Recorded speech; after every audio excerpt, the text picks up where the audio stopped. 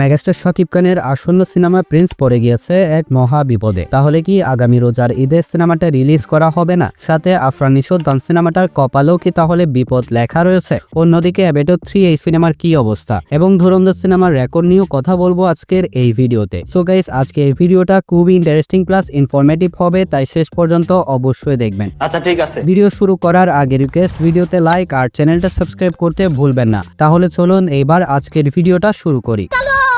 প্রথমে আসি অ্যাভেটর fire and ash সিনেমার কাছে। Avatar fire and ash global box অফিসে খাতা খুলেছে 345 মিলিয়ন ওপেনিং দিয়ে, যা বাংলা টাকায় কনভার্ট করলে দাঁড়ায় 3700 কোটি টাকা।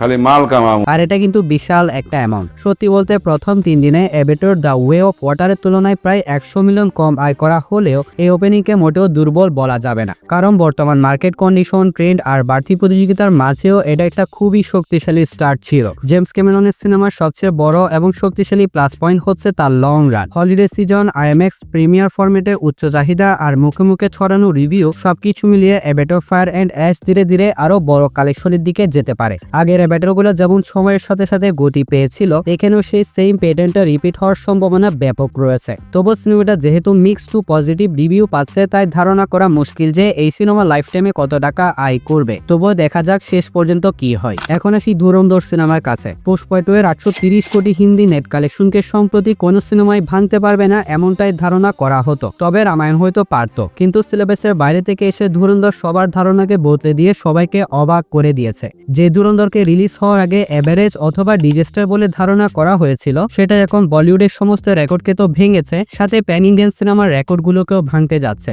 ইতিমধ্যে সিনেমাটা 600 কোটির আশেপাশে নেট আয় করে নিয়েছে, আর মুক্তির 17তম দিনেই সিনেমাটা ওয়ার্ল্ড ওয়াইড আয় করে নিয়েছে 870 কোটি রুপি। সামনে ক্রিসমাসের 2 দিনের ছুটি, এরপর নতুন বছরের ছুটি, সামনে আর কোনো বিগ সিনেমাও নেই। দরকার মাত্র 250 কোটি নেট আয়, যেটা অনায়াসে করে ফেলবে। ধুরন্ধর ইতিহাস ভেঙে ইতিহাস রচনা করতে চলেছে। চিন্তা করুন, যদি এই সিনেমা প্যান ইন্ডিয়ান আকারে রিলিজ করা হতো, তাহলে এই সিনেমার বক্স অফিস কালেকশন কোথায় গিয়ে দাঁড়াতো। এখন আসি আফরান নিশোর দম সিনেমার কাছে। দম আসন্ন রোজার ঈদে মুক্তি পেতে যাওয়া আরো একটি মাচ অ্যাওয়ার্ডেড সিনেমা। সিনেমাটা প্রোডাকশন কোম্পানি থেকে বলা হয়েছিল এটা তাদের প্রোডাকশনের এই যাবৎকালের সবচেয়ে বড় বাজেটের সিনেমা, অর্থাৎ সিনেমাটার বাজেট তাদের আগের সিনেমা তুফান এবং তাণ্ডব থেকেও বেশি। তাই যদি ধারণা করি, তাহলে সিনেমাটা 12 থেকে 17 কোটি টাকা বাজেটে নির্মাণ করা হচ্ছে। অলরেডি সিনেমাটার শুটিং চালু রয়েছে এবং কন্টিনিউ করা হচ্ছে, কিন্তু শুটিং যথাসময় শুরু হবার সত্ত্বেও এই সিনেমার কোনো first look, poster, teaser, glimpse কিচ্ছু দেওয়া হচ্ছে না, যার কারণে আফরান নিশোর ভক্তরা বাদ দিলে নিউট্রাল অডিয়েন্সের কাছে সিনেমাটার হাইপ তলানিতে পড়ে আছে। যদি সিনেমাটার যথাযথ প্রমোশন করা না হয়, তাহলে নিঃসন্দেহে এই সিনেমা মহাবিপদে পড়ে যাবে। তাই দম সিনেমার টিমের উচিত শুটিং এর ফাঁকে ফাঁকে এই সিনেমার পোস্টার, গ্লিমসের মাধ্যমে সিনেমাটার যথাযথ প্রমোশন এখন থেকে চালু রাখা, যেন সিনেমাটা আলোচনায় থাকে।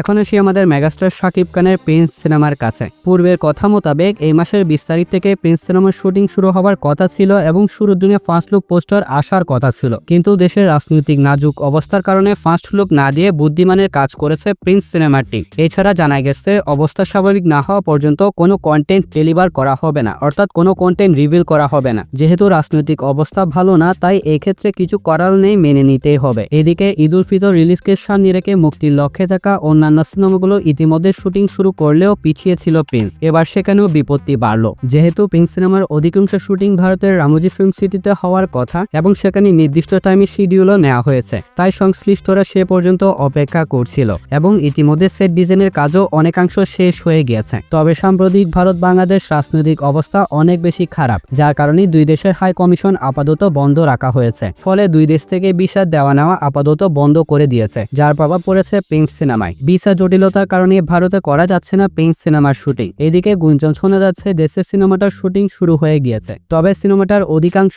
এবং মূল গল্পের শুটিং ভারতের রামোজি ফিল্ম সিটিতে প্ল্যান করা হয়েছিল। তাই দেশে আদৌ শুটিং শুরু হলেও এটা কতদিন কন্টিনিউ করা যাবে এটা বলা যাচ্ছে না, কারণ দেশে এমন বিগ স্কেলের সিনেমা শুট করা অনেক বেশি কঠিন। লোকেশন কিংবা দর্শক ম্যানেজ করা দুই দিক থেকে প্রায় অসম্ভব বললেই চলে। এদিকে সিনেমার শুটিং শেষ করে প্রমোশনীয় বাড়তি সময় থাকা চাই এই সিনেমার জন্য। এর আগে তাণ্ডব সিনেমার টিমও ভিসা জটিলতার কারণে ভারতে শুটিং করতে পারেনি। পরবর্তী সময়ে তারা শ্রীলঙ্কায় গিয়ে কাঙ্ক্ষিত শুটিং সম্পন্ন করে এবং দর্শক সেগুলো বেশ প্রশংসাও করেছিল। দেখা যাক প্রিন্স সিনেমার টিম এখন ব্যাপারটা কিভাবে হ্যান্ডেল করে। সো গাইস, আজকে এই ভিডিওটা ছিল এতটুকু পর্যন্তই। ভিডিওটা ভালো লাগলে এই ভিডিওতে লাইক আর চ্যানেলটা সাবস্ক্রাইব করতে ভুলবেন না। তাহলে দেখা হচ্ছে পরবর্তী আরো একটি ভিডিওতে। ততক্ষণ ভালো থাকবেন, সুস্থ থাকবেন, টেক কেয়ার, আল্লাহ হাফেজ।